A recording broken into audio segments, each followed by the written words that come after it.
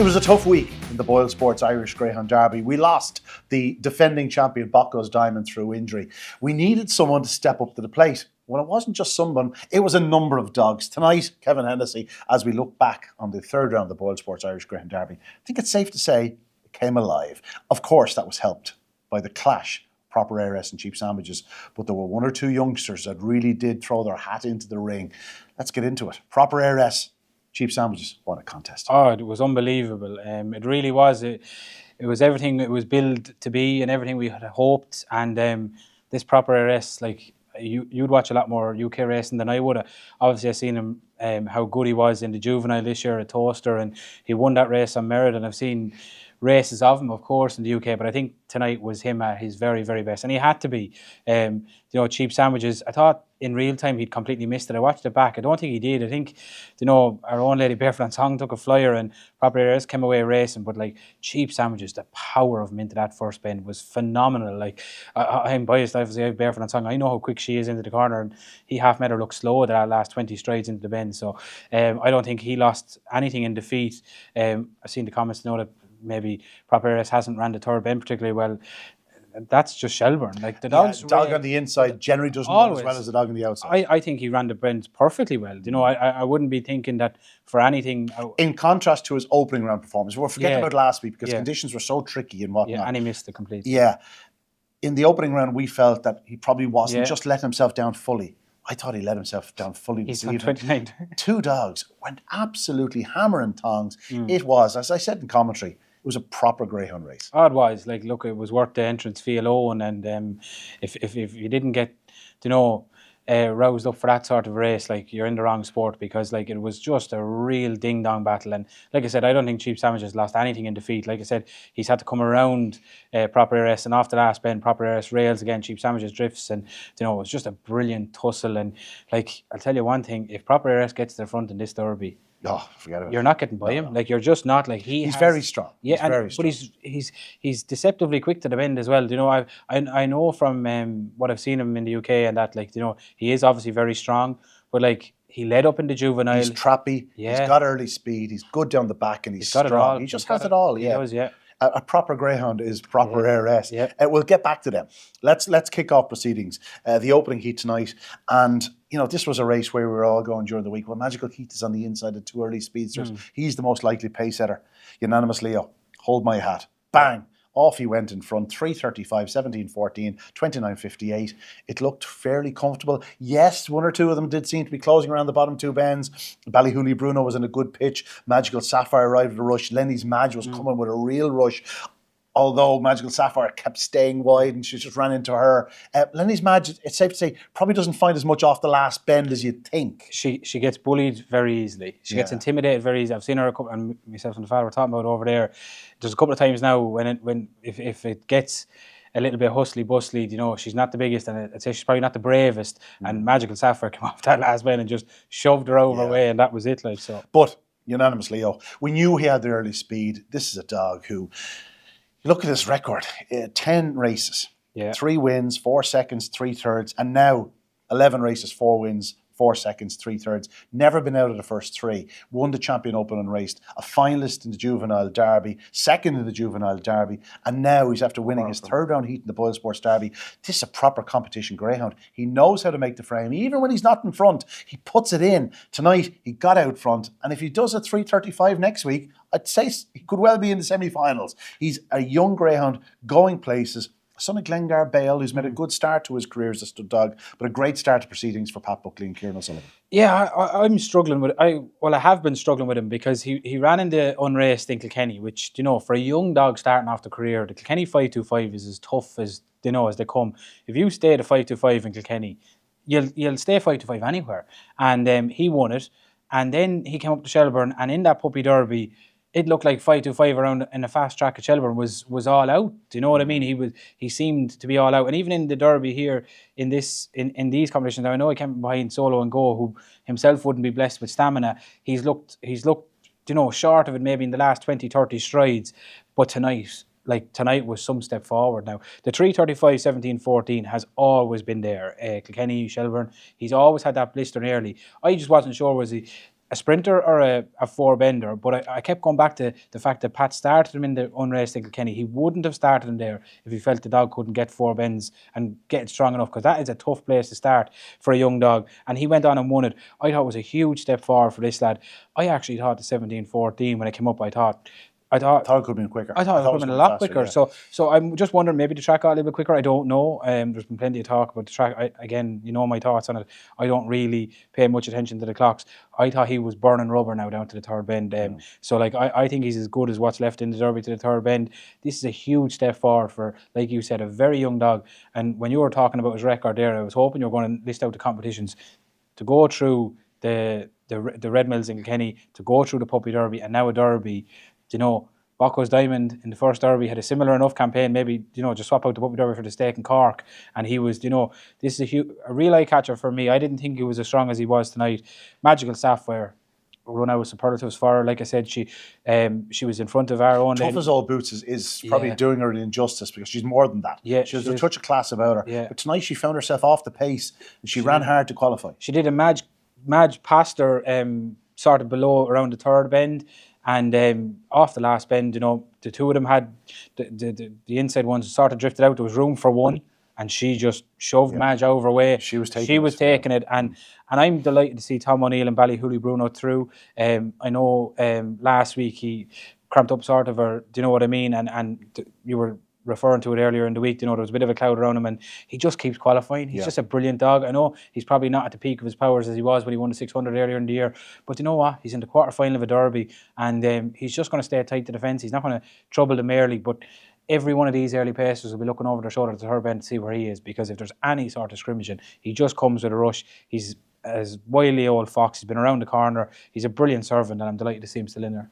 Yeah, we'll move on to the second heat, and for Pat Buckley, it was very much a case of copy and paste. Sing-along Curly, who had been formerly known as Sala Curly, now owned by Gilbert Anderson, the sing-along man. He says he can't be here next week because Sing-along Sally is due a litter of pups. That's a good reason to be missing it out. We'll get back to her in a few moments, because her son showed a load of pace again tonight. But Sing-along Curly, recently purchased by Gilbert, and perfect start to his career under his new owner, because he flashed out of boxes. In only his 6th career start, he just looked right at home in this company. Never in danger. Absolutely never in danger. Balnabola Joe, again, he's standing up a long time in boxes. He's only getting down like just at the very last second. He just can't hit the lids that way. Something has to change. He's just a very costly greyhound to follow. The other Wild just couldn't quite get his flyer. Brunch Pal ran into traffic, and as it was, Sing-along Curly skipped round in front comfortably, was 4 or 5 lengths clear. Happy Jet, his kennel companion, found himself second off the second bend, and did stay on well as he does, but he was never going to land a blow. And blast off Heffo. Said it last week. I know. He just keeps on qualifying, this fellow. He finds a way. But Sing-along Curly was the star, 29.52. He's very good. Oh, he is. And Jeannie Mac 3:33 out of boxes, like that's the fastest of the day. I was going to say it, and you would have probably have a better memory than me. Like that's up there with what Bocco's was doing last, like, or even the better ones. Like I'd say it's up there with as good a sectional as was done in the Derby even last year. Like this dog, and he looked 3:33 out of box. Like you know, there didn't look to be any sort of improvement out of the traps. Like this lad absolutely catapulted from the boxes, and to do that from trap one, and I'm not saying there's a bias, but I always feel dogs sometimes start better from the middle. Like we're going to get to Shannon Boomer in a while. Yeah, correct. Dogs in the middle, just ping. You know and for him to do that out of trap one, like he was, it looked and it appeared too clear after 5 strides. Absolutely flew the lids, and I think we'd have to go back on the videos, but I'm pretty sure after the first round we both said this. You know, he'd done a 360 out of boxes. He come up from Enniscorthy, clearly, and still found himself on the heels of Hope's Teddy at the third bend that night. That's what I mean. And like, look, 360, 343, 333. I'm not saying he's going to do a 320 next week or anything, but like he's only having his 6th start, as we said tonight. Another start at Enniscorthy. Yeah, exactly. Well, they all come from down there. We all know that, but yeah, very impressive. And like you said. And I do think this counts for something. Like there is lucky owners, we've had them, and Gilbert Anderson, like you said, it just unbelievable. He is. He just seems to be that way. So he's definitely won't be any slower for Gilbert's name beside him. On the rest of them, Happy Jet. I thought this was a much improved run from Happy Jet. Not the ground he made up on Salacurly, but I thought he went to the bend an awful lot better than he had been doing. And I followed Happy Jet because he owned out Price's Romeo. The two of them actually started off, and then Escorty as well. And the two of them were in the unrace down there. I don't think either of them actually ended up winning it, but they were the standout two in it. And I followed him since, and he just seemed to, sort of like Romeo, sort of gain a bit of inconsistency at the boxes. But I thought tonight was much better. Do you know, sometimes with a dog like this, it's different trips, different tracks, different traps. And I think now that he's had 3 or 4 runs in the 550-yard boxes, you'll probably find a level of consistency coming. Hopefully, because he's getting a run at them. He's getting used to them. And I think that could be the key to him. But blast off Heffo. Yeah, what can you say about him? Like, you know, for Philip Buckley, bringing him up here, and he just keeps on doing it. Like, he found himself in a great pitch off the second bend. He got into a qualifying position.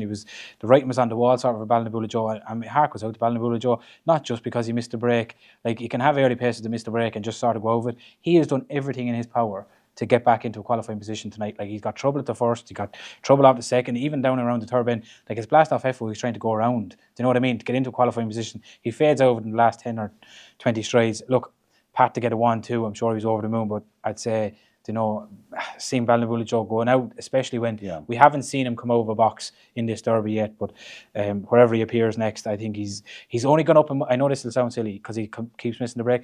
I think he's now a better dog than I thought even coming into the derby. I know he done flashy runs in Toaster, and he looked at, I had question marks about him the night he'd get led, what would happen. Every night in this derby he's got led, and every night he hasn't given up. He's battled and battled and battled. Just didn't happen for him tonight, unfortunately. Yeah, I'd say Pat will be doing a bit of schooling at the boxes of them. Yeah, definitely. Yeah. Now, back to Heat 3. I think I wrote in the report that Barefoot Unsung played a cameo in the early yards. She flashed out, but it was very evident very quickly that the big two were going to come to the fore. Proper ARS probably did get that sharper start than Cheap Sandwiches. Got first run, was up the inside, and that made a big difference. Cheap Sandwiches flew up the outside, as you've already said. But then the buckle from the second bend for home, it was just remarkable. You know, even for Cheap Sandwiches to get back on terms around the bottom 2 bends, it was pretty good. But Proper ARS just looked as professional as you like, as well as strong as you like. Like, to do 29.27, you know, 3:43 was the sectional. I assume that was probably just about Barefoot Unsung. Yeah. 17:03 Proper ARS. Off the start he made is good. You know, to believe that there's dogs doing faster here this evening, and yet he comes home in 29.27. Tells you how strong he was from that third bend. Just, it was a real announcement. I'm here, and the UK have never, or haven't had a chance of winning a derby as strong as this since Tom's the Best all those years ago. Yeah, I know. Look, he has every tool in the arsenal that you'd want. Do you know what I mean? He's proven it, albeit in the UK, he's a competition dog. He's won everything over there. Obviously, things didn't go according to plan in the English derby, and that might be a blessing. Do you know what I mean? Like, he's definitely a fresh dog coming in here. But like, he starts well. He paced up with Cheap Sandwiches there tonight. Like you said, he's doing 17:04 to the third bend. Come derby final like that, will probably see you in front in the final itself. And then, like, what is he coming home in? You know, he's coming home in 12:23. Like, so, like, you're not going to pick him up. So every tool you'd want, and I just want to say, like, we've already touched on it, like, fair play to Mark Wallace and the MWD. Do you know what I mean? Like, we keep seeing these dogs in the UK that, you know, are unbelievably talented, and for whatever reason just haven't come over, and they've sent him over, and it was a brave decision to do so, and like, he's justifying it in a big way. And there's people on the outset that have backed this dog at 25-1, 33-1, whatever price they got, and all of a sudden they're thinking, well, Bocco's Diamond pulled out during the week. Yeah. Bombay Pack goes out tonight. Cheap Sandwiches is the favourite. We've beaten him. You know, they're going, things are falling into place here. And rightly so. That's the way they should be thinking. Well, if you had a docket in your pocket at 33-1, would you swap it for anything left in the derby? You see, do you know what I mean? On tonight's performance and his history and everything, you wouldn't be swapping him for anything. So look, it's fair play. And like I said, I don't know if it was the camera angle. I'm trying to work out the Cheap Sandwich thing, because, like, after 20 strides, it looked like he was a length or two behind everything nearly. I don't know whether he hasn't, since he came back from the UK, he hasn't winged it yet. Yeah. But that will come. Yeah. That would be my view and thing. Yeah. He certainly isn't as sharp at boxes this year as he was last year around Shelbourne Park. But that could be just a case of getting used to things. But he did have 2 runs before the Derby, as well as his runs in the Derby. It will need to come, but I'm sure it will. But I think it was just the camera angle. I go back to it because Barefoot and Song's in 4 and she steps right straight away. There's nothing in 5. And like he is on the cart, like he's on the shoulder of Papareras at the first bend. So I think I'm maybe on first view, and I think it was being a little bit critical of him. Not critical of him, I thought he just missed it. But I don't think he actually did. But I can't get over the pace he showed into the bend. Like I really can't. Like from the winning line into the corner, like he was absolutely flying. So I think he still has all the ability. And you know, it's not too often he's going to find the likes of a proper RS. You know, if he keeps showing that early, don't be too many in front of him off the second bend. And like I'd say Graham is, I know it was a disappointing week obviously for Graham with Bockwell's Diamond and Bombay Pat tonight, but he must be rubbing his hands with this lad. You know, his first 2 runs prior to the Derby, you know, people were saying he wasn't as, you know, as fluent and as impressive. But his 3 runs in the Derby, 29.53, 29.49, he's doing 29.35 there tonight. Like he's coming along just lovely, and there's not many wides left in it. He did improve through last year's Derby. Exactly. Well. So like, you know, these 2 will definitely be at the top of the betting, and then Barefoot and Song, like she's doing it for all the mothers out there. She had litter of pups in the ground. I was talking to Shane Dowling tonight. He was telling me he trialled the pup that he has around Tralee today. Likes her really. So you know, she's doing it for all the mammies out there. But like I said to you last week when you said it to me, she was in the heat of death. I said I wouldn't swap her from our team. I wouldn't put a different one in there just because I just know that she's a little tough nut to crack, and you know she's got, I think, trap 2 the next night. 4 lengths. That's what I'm saying. Like she's. I sort of did a double take when I saw it afterwards. We'll move on to Heat 4, and after the drama and the excitement of Heat 3, I think we all needed just a professional, absolutely thoroughly consistent display yet again from Shanahy Boomer. He loves that 4 jacket. Like he really does. He has it again next week. I'd love to give him that every night of the week. You know, popped out, did everything right. You know, lead solo and go into the opening corner off of 3:35, 16.99, wins in 29.42. Like I've written in the report, this is a Derby contender because if he's doing 16.99 to the third bend, there's not too many going to be in front of him, if any. And if they have to come around him, he has this lovely racing line. Like dogs are going to have to make a decision whether they try and get through a really narrow gap on the inside or try and swing around the outside. So all of a sudden, they need to be doing 29.25 to pass him and to beat him, because this fellow will not be he'll be a tough nut to crack. Really like him. Like, how was he in the Maiden Derby? For all the ability shown now, he shouldn't have even qualified for the Maiden Derby. He looks that good. He's just a dog that obviously was late to come to hand properly, and by God, he's making up for lost time. Well, I went into the Maiden Derby with Lenny's Dream, rubbing my hands, thinking I had a bit up my sleeve, and and Kieran must have been doing the same. But the Maiden Derby form is standing up, like it really is. And like you said, this lad done a 3:35, 16.99. So if, I know hindsight's great and theories, it doesn't work out this way, but if he had been in the heat before, you know, like he's leading up the 2 boys. He's still in front of him at the third bend, and like you said, now they have to go around him, and he's only 2 lengths off him on the clock. So like he's up there. Like he really is. And if you are looking for, I don't know the prices, you know, Damien and that'll take care of all of that. But like this lad doesn't have the sexy profile. No, he's going to be still double figure odds. He'd be 12, 14, 16 to 1. He could be 3 times the price of the other 2 boys. Yeah. So if you're looking for value, I don't even know the book, but this lad will be value because he's got 4 again the next night. Do you know what I mean? I've never seen an inside seat get 4 more times, but that's where he wants to be. And like, it's not a case of if he does the 3:35s. We said this last week. He popped out, made all in 3:49, and we said it. He'll go a lot quicker. He's 3:35, 3:36 done in the Maiden Derby. He done a 3:35 again tonight. So, like, it's not a freak break or a fluke break. This lad is consistent. This is him. He's consistent. If he gets the middle 3 or 4, he's very consistent doing 3:35, and that is flying. Romeo, I'm over the moon with Romeo. He's absolutely flying. He is, and of ours, you know, coming into the Derby even, like his condition wouldn't be up there with the rest of them. Like he hasn't come yet in his coat. He's coming all the time. So I do think he'll have to, but I do think he's coming in, and I was actually happy with him tonight that he's a dog that never really anticipates the start. Now, he didn't anticipate a great tonight, but he actually paced up really well to put himself in his position. I was worried about this race, Maire's Diamond, Kusan Pickles, Lemon Joy.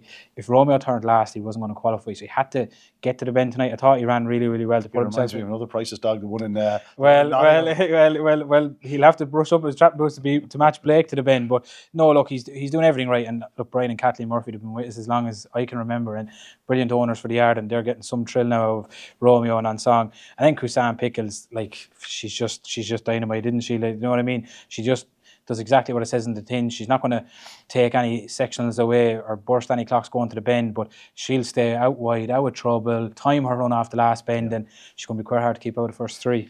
Yeah, although we're saying that about a lot of dogs. I know. They can't all be in the first three. We move on to Heat 5. Bombay Pat was the red hot favourite.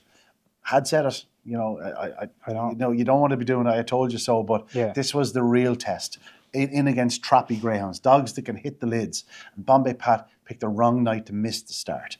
And all of a sudden, he's trying to pace up in behind the likes of Lenny's Dream, who took a flyer. Ballymac Stud, who absolutely hammered into the opening corner. Rural Pest is trappy. Hello, Diego is trappy. And all of a sudden, Bombay Pat finds himself in behind dogs. And dogs who are strong. They're not like, these aren't bad greyhounds. This was, in terms of depth, probably the best of the heats. And boom, he's out of the derby, knocked out basically by his kennel companion Rural Pest, who is strong, there's no question about that. But up front, this was very much about Ballymac Stud. Lenny's Dream took a flyer, but to show how good Ballymac Stud is, and we know how highly thought he is at home, he showed the glimpses last week. Behind, proper air rest. That form is working out just beautifully. 50 to 1 to the start of the week. You're only bragging now because I heard you saying you were on him. He'd be single figures now. As of tomorrow, this was a statement. This was a statement. He went around Lenny's Dream like he was on scale electrics and opened up a 3-length gap like it was nothing. Now Lenny's Dream is so strong. She's so gallant. She rallied. She's beaten just a length, but 29.35. She does a 3.36. He does a 16.99. This is a massive run. Yeah, no, look, he's a proper dog. We made, I think it was last week, we said I thought it was his best ever performance, and he's topped it there tonight. I made similarities to a certain Laddie Da last week as well, and I think he reminds me so much of the Laddie Da. I think he's getting stronger every night. He comes on the racetrack and like he has that early pace for a reason. Similar to you, and again, what did I compare to him last week? Oh, was it? Well, no. I compared him to Lenz and Buckle. That's what he reminds me of. Well, he reminds me more of the Laddie Da, but I just think that, and like you said, and not rubbing salt, like Bombay Pat, again, I had a similar view to you that of all the nights, you didn't want to miss it in this race, just because there was plenty of early Lenny's Dream, Ballymac Stud, Rural Pest, all, and even looking left, they're all capable of a 340 up, do you know what I mean? And if he didn't get away, it always threatened to happen like it did, where he could get in behind and find trouble and just not get a clean run at them, and it was. And it is disappointing, especially the week that Riverside Kennels had with obviously Bocco's Diamond. You know, you really wanted Bombay Pat to stay in there. He was flying at the time. He looked like he'd matured into a Derby potential winner, and unfortunately for Connections, he goes out. But Ballymac Stud, like you said, like Lenny's Dream absolutely catapults from the boxes, and he just paces up around her. I said that to you, I think, in the opening round, you know, Dream's early's at the box. I think it's a little bit different for Stud. His is when he hits the ground, and he just got round her. You know, I was over the moon with how she ran as well. But like, if you were looking, we were talking about earlier in the earlier rounds that it was almost all the experienced runners. You're looking for that youngster, the potential X factor, and he was it. He looked it on paper, especially the glimpses he showed last week, and he only put a full stop on that tonight. He announced himself in a big way here tonight, like 16.99 being led out of the box. Like it's hard to believe the run he's done to the third bend. Dream comes back at him to the winning line. Over the moon with her. She's absolutely flying, and like you said, and then Rural Pest. You know what I mean? I know the kennel will be disappointed for Bombay Pat, but we've been not critical of Rural Pest the last while, but just saying that when dogs get round him and things, you know, it hasn't happened for him. Tonight it did. Like Bombay Pat was around him, you know, and you're wondering, and we were saying it, like earlier in his career, he was strong running through the line. He did that tonight. He didn't dominate. He didn't lead. He had Bombay Pat challenging him, who we know has won over 5.75. Do you know what I mean? And he stuck at it the whole way to the win line. So I know they'll be disappointed with Bombay Pat going out, but I thought that was the best we've seen a Rural Pest in the Derby. Like, he's only beaten 4 lengths. And he's got a great draw next week. Yeah. So in hindsight, we won't be talking about the draw, but he does have a great draw. He could easily be in the semi-finals. On to Heat 6. You know, sadly, Toolmaker King was a non-runner. In his absence, let's just leave this one. We'll talk pretty quickly about this one. Oriawali hit the front. Callaway 5 came to challenge. They clashed all of a sudden. Druby's Deploy arrived with the rush. He gets up in the closing stages to pick up Oriawali. High View Plan was out the tail. He ran on strongly. Upper Horgan was never too far away. But in the end, Druby's Deploy, I'm not going to say the race fell into his lap because he had to run hard to get there, but it was a strange type of affair. In the end, you know, it was a very hard race to call beforehand. Tell you what, you should try and call it in the race itself. Yeah. It was tough. But Droopy's deploy, good to see him having another win. And that's what's the one thing that's lacked on his card is wins. This is his second win now in a matter of 4 or 5 weeks. It's a good sign. You know, I think this was a cracking race.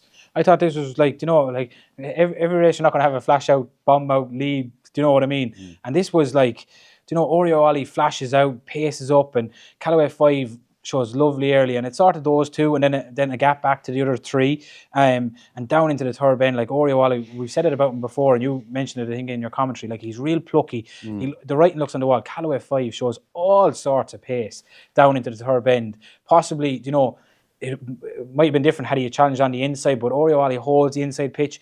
Callaway 5 heads him, looks to go by him, and Oreo Ollie is just using his big frame. I know he's only 74 pound weight, he looks a bit bigger, but he just wasn't for relenting. It's the white colouring. Yeah, exactly. Bigger, yeah. He wasn't for relenting, and he stuck to the task. Done nothing wrong, stuck to the task, was brave, holding Callaway 5 on his outside, and then, that buckle up front just played lovely into the hands of Droopy to deploy. Oreo Ollie probably thinks he's got the better Callaway 5, probably thinks he's won the race, and then deploy just comes around the outside, gets up, and like you said, and I mentioned for Robert, I was talking more to far side, and he was talking about the luck that he's had, and possibly Droopy's deploy would have been at the bottom, the biggest outsiders of his team coming in, and he's the only one he has left. So delighted for Robert to get a win, delighted for Jack Kennelly to be still in there pitching with Oreo Ollie, and he's going to be a problem, for other dogs. Like, not that he's doing anything wrong, but he's plucky, he's game, he's got good early, and Callaway 5.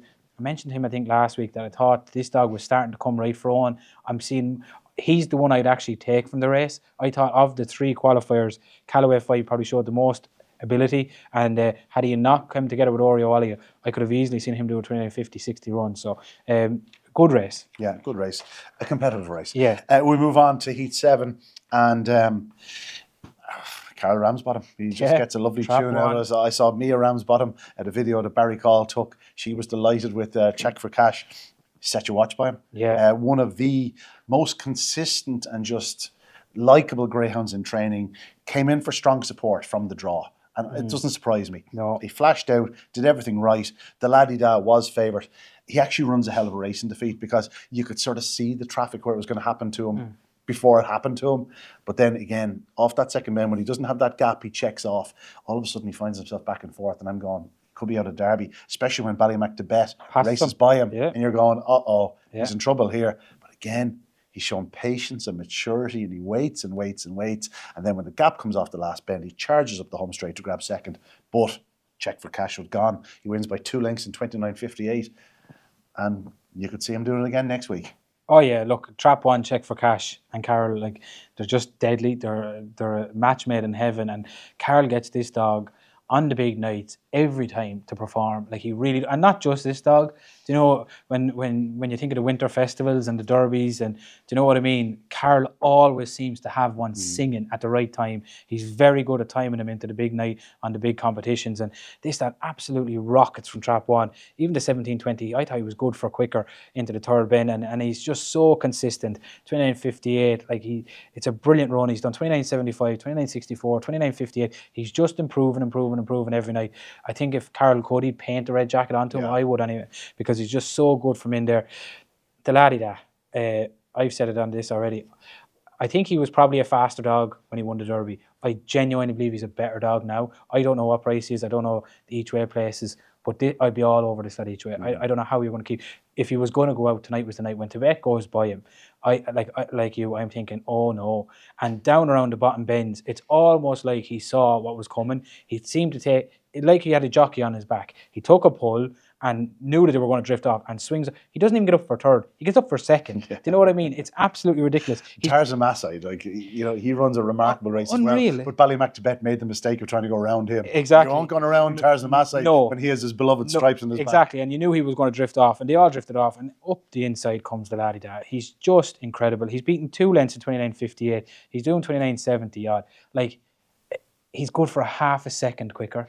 Like he's genuinely, like I said to you. You said cruising speed last week. And it's there. that's what I'm coming back to. I think he's never got a run in this Derby from start to finish. Yeah. It's always seemed to be stop-start, but he doesn't seem to lose momentum and have to regain it. It always seems to be that consistent cruising speed. You might be a bit too young, but it reminds me of Isterbrack in his second or third season. He just seems to get faster and faster and faster. Yeah. I think he's unbelievable. And Tarsnam Masai, we have to mention him, for Jeff. Like, this dog has been similar to the likes of Seven Beach. He's been in every dogfight, every battle. He's got scars. He's every competition, and he always turns up in the latter rounds. I know he probably hasn't got the same burst into the opening bend that he used to have. And yet he's right in the heels of the leader down to the third again. He's running well. And you look at the Derby draw, there's 24 dogs left, 17 are inside seeds. He's guaranteed, pretty much guaranteed the stripes, and he'll just stay out of trouble, and he'll go all round. So he'll be a massive price again next week, I've no doubt about it. But I'm going to say it again, he could qualify again. It's all about. Yeah. We'll move on to the last of the 8 heats. And, you could look at this from the comments. Very fast away, always led, Magical Mag. Like, you could basically paint that on her card at this stage. She did the same last week at 3:38 last week, 3:36 this week. From Trap 1 again, a number of Trap 1s did the wing and tonight. But this was over after strides. It reminded me a little bit, like it's a bit of an exaggeration, but it reminded me a bit like Susie Sapphire's Derby, where at the winning line, she's that far clear. She's like, this lady was about 3 or 4 clear. Yeah. Like, it was easy.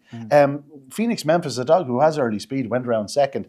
Now, as it happens, Glengar Silent absolutely blows holes in him. The son of Droopy Sydney out of Sing-Along Sally at Derby. We're up. We mentioned that Gilbert is a lucky owner. Well, he sold this one as a pup to Tom Nolan. Another lucky owner. Will be a mighty, mighty happy man. Pat Buckley will be delighted because Glengar Silent showed as much pace tonight as any greyhound in the Derby. And yet, Magical Mag was absolutely comfortable. There was never a moment in this race where she looked in any danger. It was sweet as a nut. She's now 10 wins from 21 starts. Pat Guilfoyle has this lady singing. Yeah, no, he does. And again, do you know what I mean? We were talking earlier in the Derby, where was the early, and we're here tonight now, and 3:40 looks a slow sectional. Do you know what I mean? There's been plenty of 3:30s done, and she looked as quick as any of them. Do you know, I mentioned about Pat's dog earlier in the car, Stella Curley, coming away to the bar. She looked to be the same. Like you said, I actually came up here for this, so I watched the last race in beside you in the commentary box.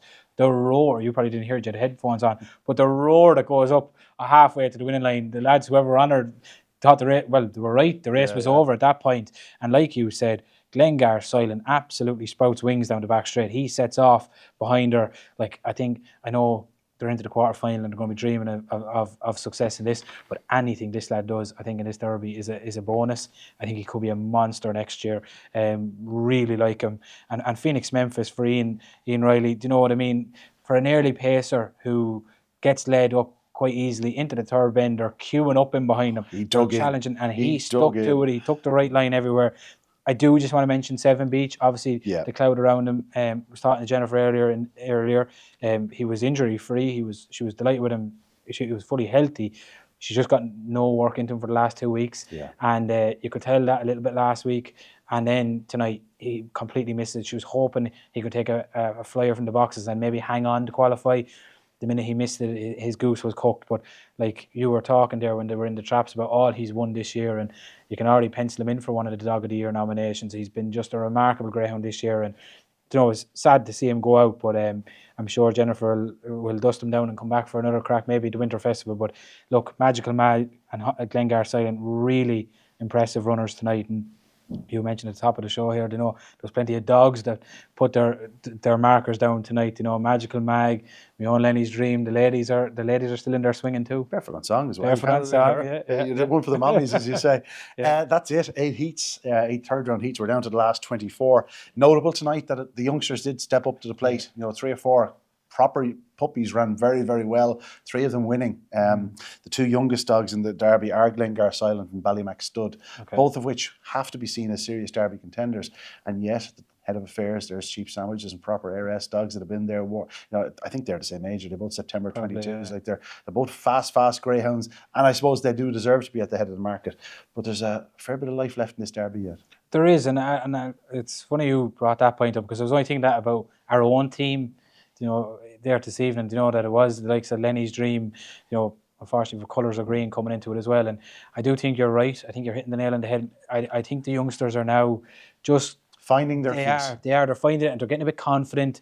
And like I'm not saying the older dogs are coming back, but the younger dogs will continue to improve. Yeah. You'd imagine so. Last year, the Derby was that bit later. The youngsters had that extra race or two. They had found their feet. They're still raw. Yeah, they are. Yeah. No, there is, and I tell you, it's coming to the BOYLE lovely. Like, at least 5 people have asked me between heat 6, I'd say, from whenever Bombay Pat went out till after the draw. Well, what do you think now? I'm giving up thinking. I couldn't think anyway before, but genuinely, I know it'll probably be short enough about proper ARS and cheap sandwiches at the top of the betting.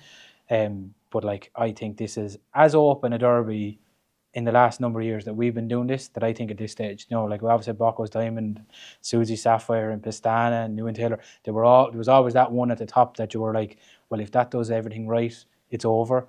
You throw in Ballymaxstowe, Glengar, and all of those, Shanahy Boomer, do you know what I mean? Like, I think it's wide open at this stage. Yeah, a lot of noise in the last week or two about the Derby. For this reason, tonight, there's reason for different type of noise. Let's roar from the rooftops. This Derby's now alive and well, and it's wide open, and there's so much going to happen over the next 2 or 3 weeks, and I haven't a clue what's going to win it, to be honest. Yeah. I'd have a good stab at picking 3 or 4 finalists, but I'll tell you what, I could be well and truly wrong. Derby winner? Genuinely, honestly, if I had to pick one, I'm going to go with the laddie that, because I think he'll definitely be there in the final. But I just feel something will get gone on him. I think something will get loose on him. What do you pick? Do you know what? There'll be some crack if the laddie that won. It would though. But I think he'll definitely be in the final. I'm not sure I'd ever get home. I'll stay up with you that night. We'll leave the kids at home. That's it. We've seen I see the way I escaped that, did you? That's it. We've seen the third round heat, the BOYLE Sports Irish Greyhound Derby. 4 wonderful, wonderful quarterfinals to look forward to here at Shelbourne Park next Saturday night. If you can get to this part of Dublin, it's well worth a visit. The Derby is now well and truly alive, and all roads lead to September 27th. We'll see you next week.